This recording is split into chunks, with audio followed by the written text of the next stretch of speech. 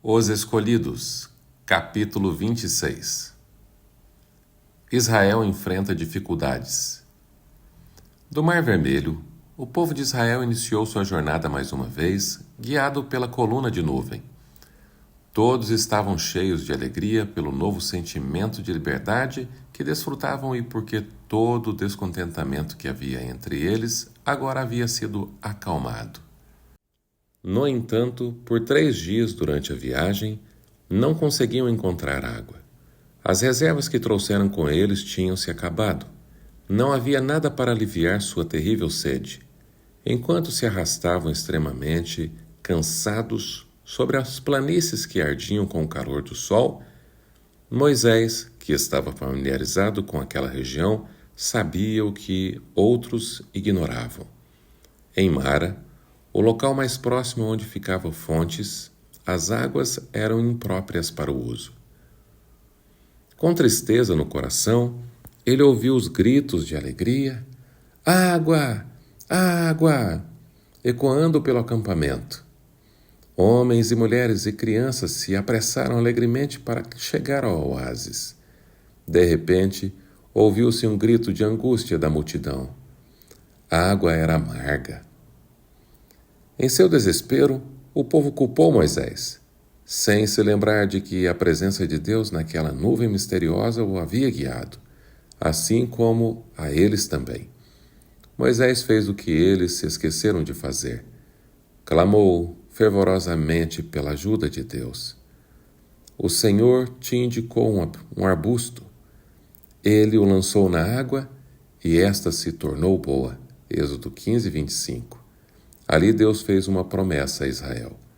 Se vocês derem atenção ao Senhor, o seu Deus, e fizerem o que ele aprova, e se derem ouvidos aos seus mandamentos e obedecerem a todos os seus decretos, não trarei sobre vocês nenhuma das doenças que eu trouxe sobre os egípcios, pois eu sou o Senhor que os cura.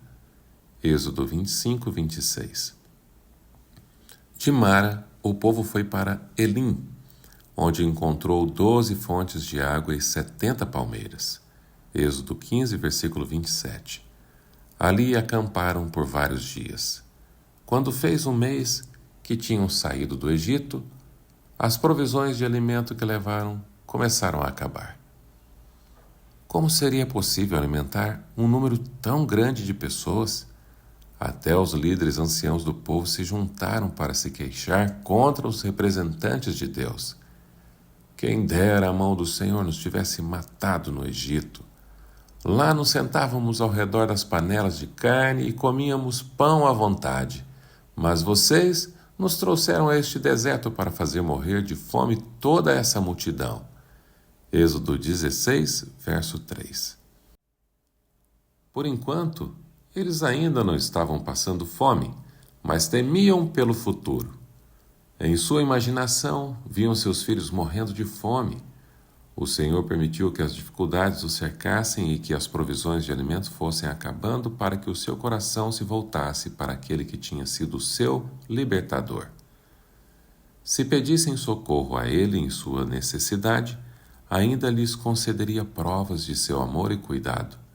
Era um pecado e falta de fé pensarem que eles ou seus filhos poderiam morrer de fome. Era necessário que encontrassem dificuldades e suportassem provações. Deus os estava tirando de um estado de corrupção e vergonha para ocuparem uma honrosa posição entre as nações e estarem em condições de receber sagradas responsabilidades. Se tivessem mantido a fé nele, diante de tudo o que havia sido feito pelo povo, teriam suportado com bom ânimo as dificuldades, a falta de alimento e até mesmo um grande sofrimento. Eles se esqueceram da bondade e do poder de Deus ao libertá-los da escravidão. Esqueceram-se de como seus filhos tinham sido poupados quando o anjo destruidor matou os primogênitos do Egito. Esqueceram-se também da grande demonstração do poder divino diante do Mar Vermelho. Esqueceram-se ainda de que seus inimigos, ao tentarem persegui-los, tinham sido todos submersos pelas águas do mar. Em vez de dizerem: Deus fez grandes coisas por nós, éramos escravos, mas Ele está fazendo de nós uma grande nação. Falavam somente das dificuldades que encontravam na viagem e de quando terminaria sua cansativa peregrinação. Nestes dias em que vivemos, Deus deseja que seu povo examine as provações pelas quais passou o antigo Israel, para que aprenda como deve se preparar para a Canaã celestial. Muitos olham para os israelitas daquele tempo e se admiram de sua incredulidade. Acham que não teriam sido assim tão ingratos. Quando sua fé é testada, mesmo diante de pequenas provações, não demonstram mais fé ou paciência que o antigo Israel. Eles se queixam da maneira como Deus decidiu purificá-los. Embora suas necessidades presentes sejam supridas, muitos vivem em constante medo de que a pobreza recaia sobre eles e que seus filhos venham a sofrer. Em vez de os obstáculos os levarem a buscar a ajuda de Deus, afastam-se dele, permitindo que a ansiedade e o descontentamento os dominem. Por que somos ingratos e cheios de desconfiança? Jesus é nosso amigo. Todo o céu está interessado em nosso bem-estar. A ansiedade e o temor entristecem o Espírito de Deus. Não é a vontade de Deus que seu povo se sobrecarregue de cuidados. Nosso Senhor não nos diz que não há perigos em nosso caminho, mas nos mostra um refúgio que nunca falha. Ele convida o cansado e o que está sobrecarregado de cuidados. Venham a mim, todos os que estão cansados e sobrecarregados, e eu lhes darei descanso. Tomem sobre vocês o meu jugo e aprendam de mim, pois sou manso e humilde de coração, e vocês encontrarão descanso para as suas almas. Mateus capítulo 11, versículos 28 e 29. Em vez de viver murmurando, nos queixando, a expressão do nosso coração deveria ser sempre: bendiga o Senhor, ó minha alma. Não esqueça nenhuma de suas bênçãos. Salmo 103, verso 2. Deus conhecia todas as necessidades de Israel. Ele disse ao seu líder: eu lhes farei chover pão do céu. Êxodo 16, verso 4.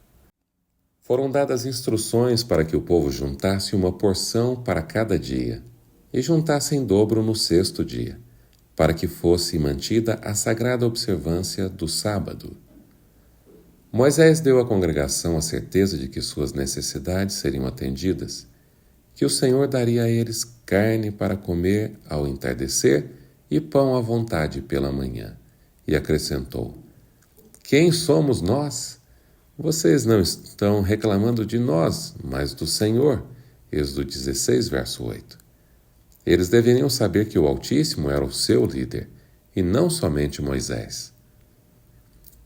No fim do dia, o acampamento foi rodeado de vários bandos de codornizes, o suficiente para alimentar toda a multidão. Pela manhã, havia sobre o solo do deserto uma pequena substância redonda. Era branca como semente de coentro. Êxodo 16, verso 31. Eles o chamaram de maná. Então Moisés disse: este é o pão que o Senhor lhes deu para comer. Êxodo 16, versículo 15. Os israelitas viram que havia alimento em grande quantidade para todos. O povo saía recolhendo o maná nas redondezas e o moía no moinho manual ou socava-o num pilão. Depois, cozinhava o maná e com ele fazia bolos. Tinha gosto de bolo de mel. Números capítulo 11, versos 7 e 8 e Êxodo 16, verso 31. Foi dito aos israelitas que juntassem um gomer, aproximadamente 3 litros, por dia para cada pessoa, e que não deixassem nada para a manhã seguinte. A quantidade para o dia deveria ser recolhida pela manhã, pois tudo o que ficasse no solo derreteria com o calor do sol. Quem tinha recolhido muito não teve demais, e não faltou a quem tinha recolhido pouco. Êxodo 16, verso 18. O sábado foi honrado. No sexto dia, o povo colhia 2 gômeres para cada pessoa. Os líderes perguntaram a Moisés por que estavam fazendo aquilo.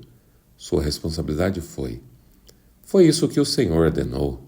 Amanhã será dia de descanso, sábado consagrado ao Senhor.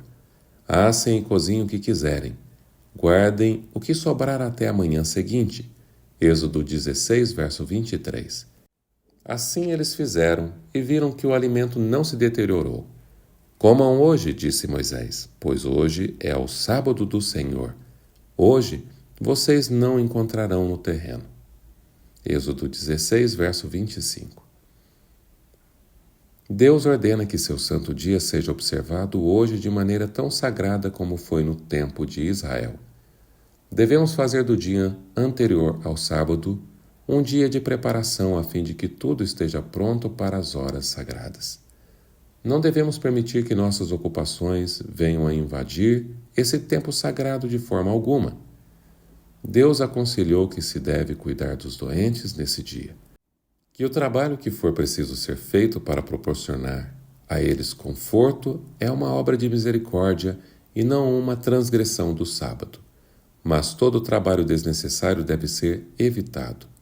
O trabalho que é negligenciado até o início do sábado deve ficar sem ser feito até o pôr do sol desse dia.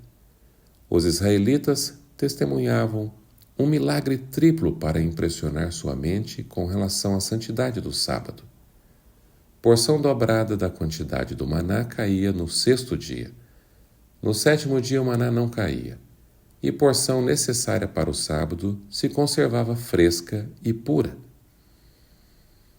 O sábado antes do Sinai.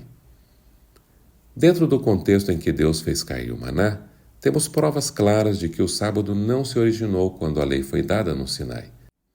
Antes de os israelitas chegarem ao Sinai, compreendiam que Deus esperava que guardassem o sábado. A cada sexta-feira, quando eles recolhiam porção dobrada do maná como preparação para o sábado, a natureza sagrada do dia de repouso era fixada em sua mente.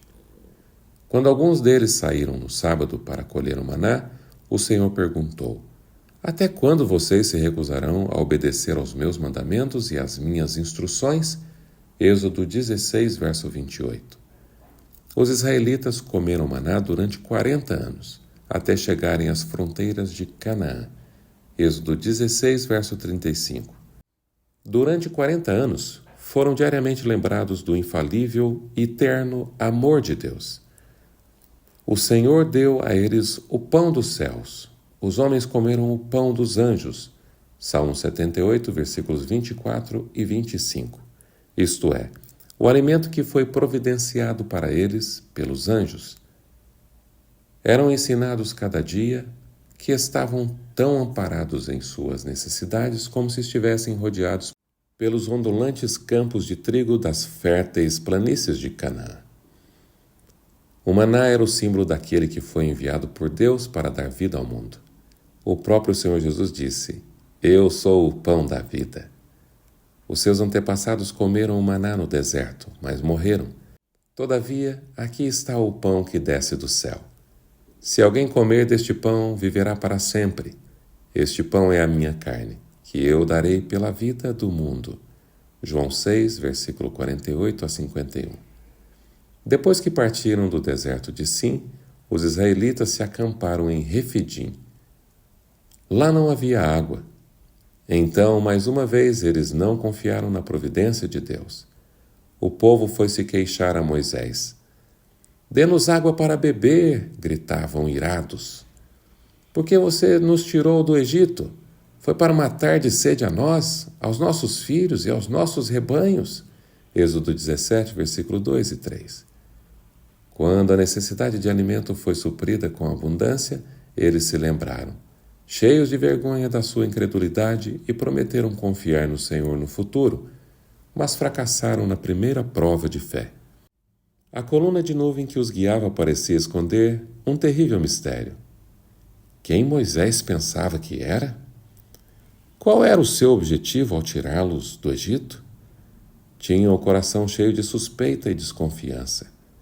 No auge da indignação, os israelitas ameaçaram apedrejar Moisés.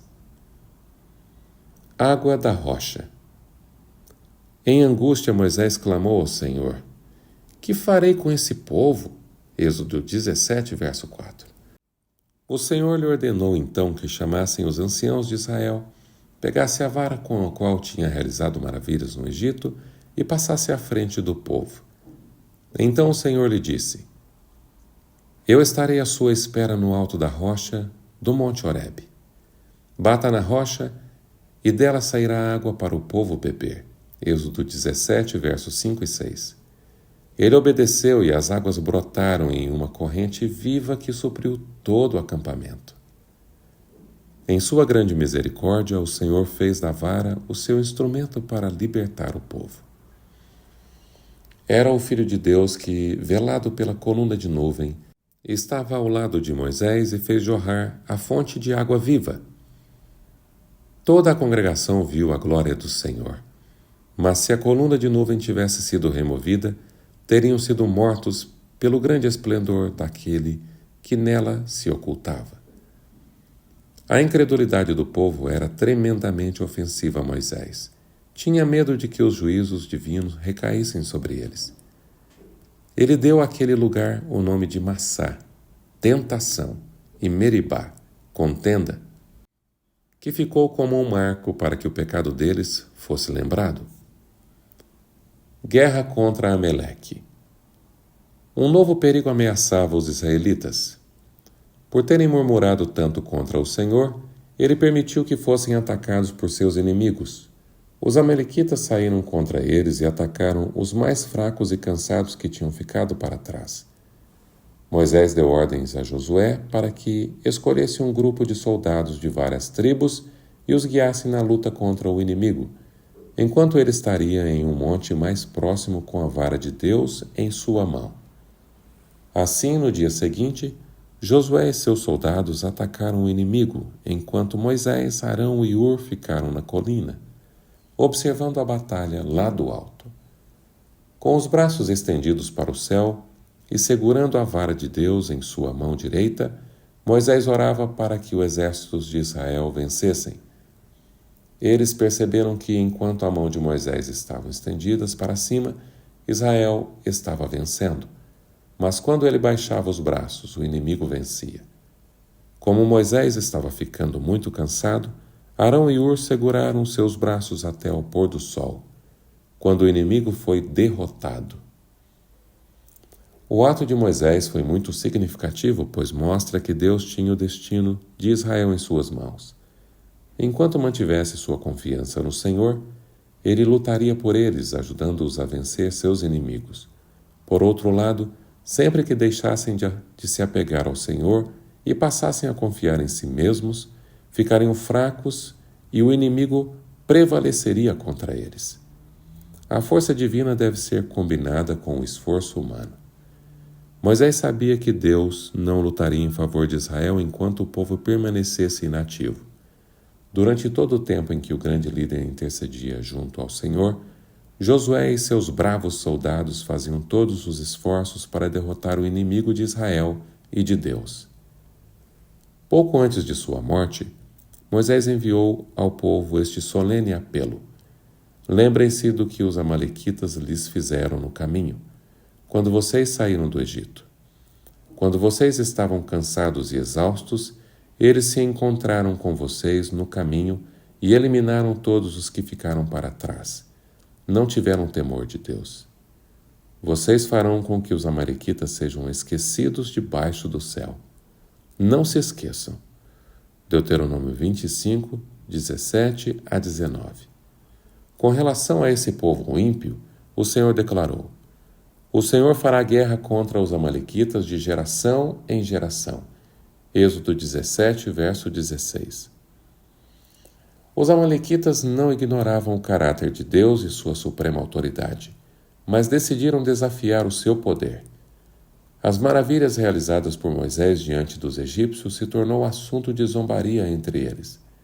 Fizeram um voto, diante de seus deuses, de que destruiriam os hebreus e se vangloriavam, dizendo que Israel não tinha força suficiente para enfrentá-los. Eles não tinham recebido nenhuma ameaça dos israelitas. A agressão que fizeram não foi motivada por qualquer provocação por parte dos israelitas. Foi para desafiar a Deus que procuraram destruir seu povo. Os amalequitas eram pecadores, insubordinados já por muito tempo. Em sua misericórdia, Deus os chamava ao arrependimento apesar de tudo, mas, quando os homens de Amaleque atacaram as fileiras cansadas e indefesas de Israel, selaram o destino de sua nação. Sobre todos aqueles que amam e temem a Deus, ele estende sua mão como um escudo protetor. Cuidem para não ferir essa mão, pois ela maneja a espada da justiça. Jetro, o sogro de Moisés, que morava não muito longe do lugar onde estavam acampados, decidiu visitar os hebreus e levar consigo a esposa de Moisés e seus 2 filhos. Moisés, o grande líder, saiu alegremente para se encontrar com eles e os trouxe para sua tenda. O sábio conselho de Jetro. Pouco depois que chegou ao acampamento, Jetro viu quão pesadas eram as responsabilidades que Moisés levava. Traziam a ele não só questões de interesse e deveres com relação ao povo, mas também todas as controvérsias que surgiam entre eles. Moisés lhe disse: toda vez que alguém tem uma questão, esta me é trazida, e eu decido entre as partes, e ensino-lhes os decretos e as leis de Deus. Êxodo 18, verso 16. Jetro se opôs a essa situação, dizendo: o que você está fazendo não é bom. Você e seu povo ficarão esgotados, pois essa tarefa lhe é pesada demais. Você não pode executá-la sozinho. Êxodo capítulo 18, versículos 17 e 18. Ele aconselhou Moisés a nomear pessoas capazes, tementes a Deus, como chefes de 1000, outros como chefes de 100, de 50 e de 10. Esses homens deveriam julgar questões de menor importância, enquanto os casos mais difíceis e importantes deveriam ainda ser levados a Moisés. Esse conselho foi aceito e trouxe não somente alívio a Moisés, mas contribuiu para que fosse estabelecida uma ordem mais perfeita entre o povo. O fato de ter sido escolhido para instruir outros não levou Moisés a concluir que ele mesmo não necessitava de instrução. O líder escolhido de Israel ouviu com atenção as sugestões do piedoso e sábio sacerdote de Midian e adotou o plano por ele proposto. De Refidim, o povo continuou sua jornada seguindo para onde se movia a coluna de nuvem. A roda que fizeram os levou através das áridas planícies, íngremes encostas e desfiladeiros rochosos. Então se depararam com o monte Sinai, que se erguia diante deles com solene majestade. A coluna de nuvem repousou sobre seu cume, e o povo espalhou suas tendas pela planície. Ali seria sua morada durante quase um ano. À noite a coluna de fogo lhes dava a certeza da proteção divina, enquanto dormiam profundamente. O pão do céu caía suave por todo o acampamento. Ali, Israel deveria receber a mais maravilhosa revelação que Deus já fez à humanidade. Ali o Senhor reuniu seu povo para que pudesse impressionar os israelitas e fazê-los entender a santidade de seus mandamentos, declarando de viva voz sua santa lei. Grandes e radicais mudanças deveriam ocorrer neles, pois as influências degradantes da escravidão e da idolatria tinham deixado suas marcas nos hábitos e no caráter do povo de Israel.